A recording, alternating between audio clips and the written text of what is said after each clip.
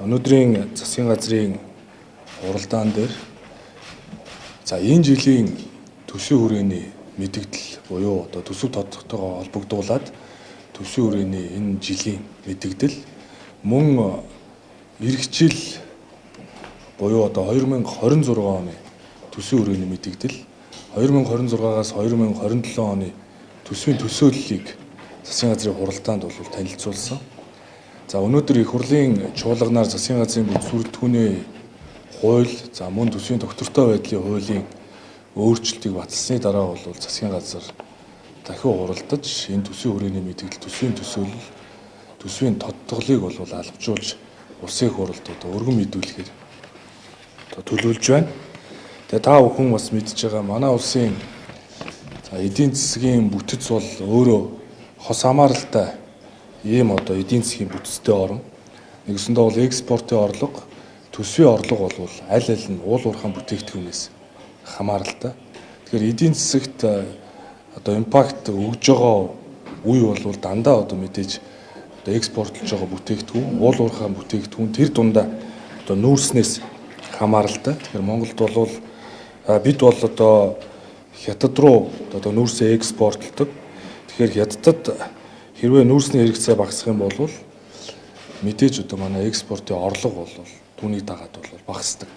За энэ бол зөвхөн одоо дотоод нөхцөл байдлаас бол шалтгаалаагүй гэдгийг та бүхэн бас мэдж байгаа.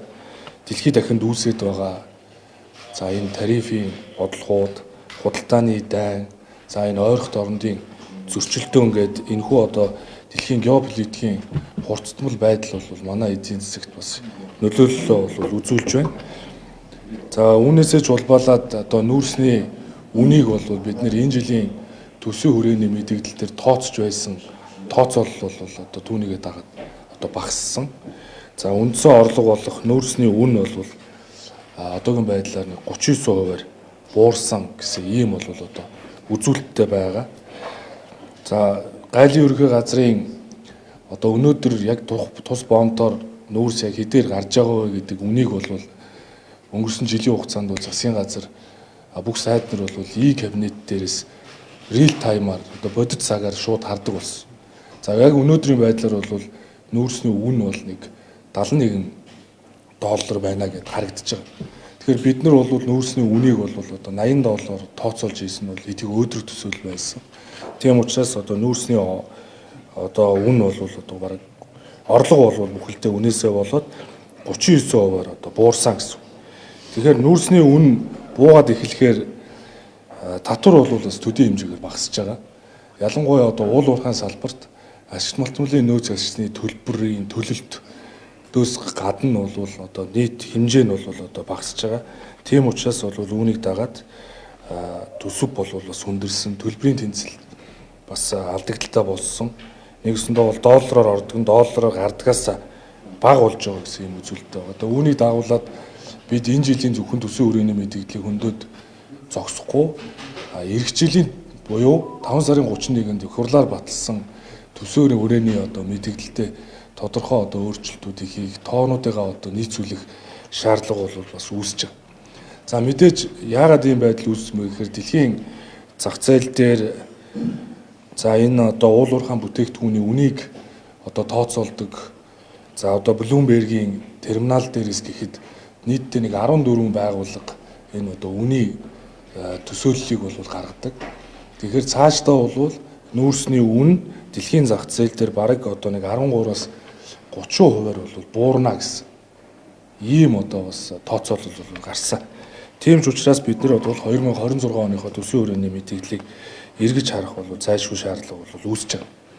За бид одоо баталсан байгаа төсвийн хүрээний мэдээлэл за одоо манай одоо төсвийн хуулиар бол төсвийн орлогыг бид нар 33.5 их найд байна гэж тооцсон боловч за энэ уул уурхайн бүтээгдэхүүний үнээс болоод энэ одоо дэлхийн геополитикийн нөхцөл байдлаас болоод бараг одоо 3.3 их найдаар багасах юм нөхцөл байдалтай болж байна.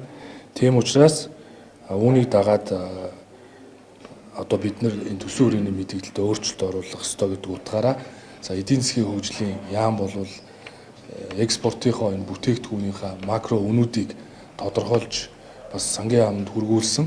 За үүнтэй холбогдуулаад бид энэ жилийн хувьд бол орлого мэдээж одоо 3.3 их найдаар тасарч байгаа болохоор зарлагаа бас одоо 2.3 их найдаар таньж байгаа. За үүнийг дагуулдуулаад одоо төсвийн тэнцлийн алдагдлыг бас одоо бас таньж тодтогох одоо шаардлага бол үүссэн гэсэн үг. Тэгэхээр нийтдээ бол нэг 3.3 их найдаар таньж ийна гэсэн үг. Ингээд айлаар бол тооцоолсон орлого багасж байгаа учраас төлөвлөсөн зарлага бууруулах ийм одоо шаардлага бол үүсэж байгаа гэдгийг бас та бүхэн ойлгох ёстой. Тэгээ энэ цаг үед бол мэдээж энэ эдийн засгийн сорилттой хүндрэлтэй нөхцөл байдлыг даван туулахын тулд энэ ачааг бол ард түмнийхээ нуруунд дээр одоо үүрүүлэхгүй төр өөрөө бүсэж хангалж байна. Төр өөрөө одоо хэмнэлтийг өөрсдөөсөө эхэлж байна.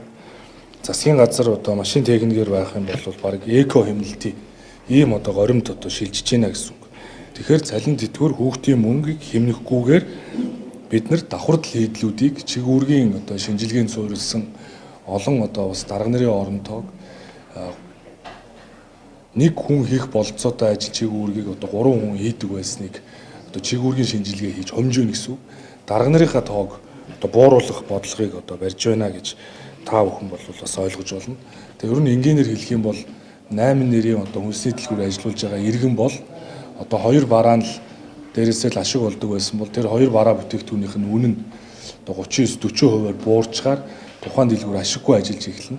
Тэгэхээр энэ тохиолдолд яах вэ гэхээр бид нар цаашдаа 3-4 дахь одоо бараа бүтээгдэхүүнийг илүү одоо зах зээл дээр эрэлттэй болгохын төлөө ажиллах ёстой учраас за эдийн засгийн хөгжлийн сайтын хувьд бол цаашдаа бид нар одоо энэ аж үйлдвэрээ дэмжих, нэмэн үртийг шингэсэн, технологийн агуулгыг шингэсэн бүтээгдэхүүн үйлдвэрлэх энэ болцоог одоо ирж хаах шаардлагатай. Үүнийг дэмжихийн тулд бол мэдээж одоо гадаадын хөрөнгө оруулалтын эрх зүйн орчинг боловсронгуй болгож их хурл дүргэн мэдүүлнэ. Гадны хөрөнгө оруулагч нарыг манад орж ирж ажиллах эрх зүйн одоо таата боломжийг нээж өгнө. Их хурлаар батлагдсан засгийн газрын шийдвэрлсэн төсөл хөтөлбөрүүдийг хэрэгжүүлэхээр гаднаас хөрөнгө оруулалт орж ирсэн бол өрсөн шигээ бид нар хамгаалдаг зарчим руу бол шилжинэ. За эдийн засгийн улс төрийн эрх чөлөө бол эдийн засгийн эрх чөлөөгөөр баталгааждаг.